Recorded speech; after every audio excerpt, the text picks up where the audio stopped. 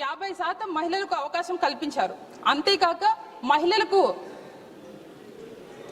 మహిళల కోసం అమలుపరిచే సంక్షేమ పథకాలు అమ్మఒడి, వైఎస్ఆర్ చేయూత, వైఎస్ఆర్ ఆసరా, ఇలానే పేద ప్రజలకు అండగా ఉండి ఇళ్ల పట్టాలు కూడా మహిళల పేరునే అందించిన ప్రజానాయకుడు వైఎస్ జగన్మోహన్ రెడ్డి గారని గర్వంగా చెప్తున్నాను.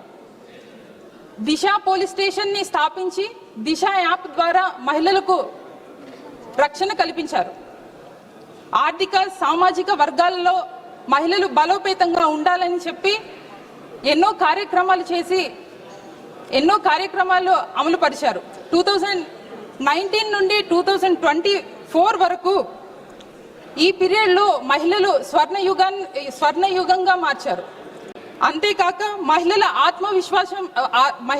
ఆత్మవిశ్వాసంతో గౌరవంతో జీవించేలా చేశారు. చివరిగా ఒక ముఖ్యమైన విషయాన్ని ప్రస్తావిద్దాం అనుకుంటున్నాను సార్.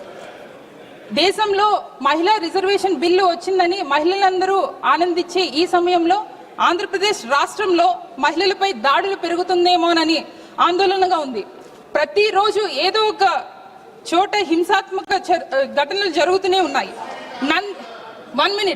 నంద్యాల జిల్లా ముచ్చిమర్రి ఘటన వంటి సంఘటనలు నిజంగా బాధాకరం. మరీ ముఖ్యంగా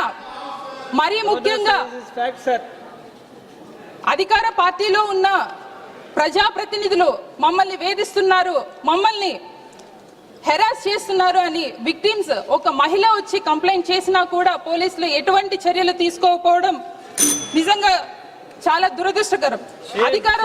కనీసం ఇట్లాంటి విషయాల మీద అధికారంలో ఉన్న ప్రజాప్రతినిధులు ఒక అసెంబ్లీలో కానీ ఒక పార్లమెంట్ లో కానీ ఈ విషయాన్ని చర్చించారు. కానీ ఈ రోజు ఒక్క నిమిషం కానీ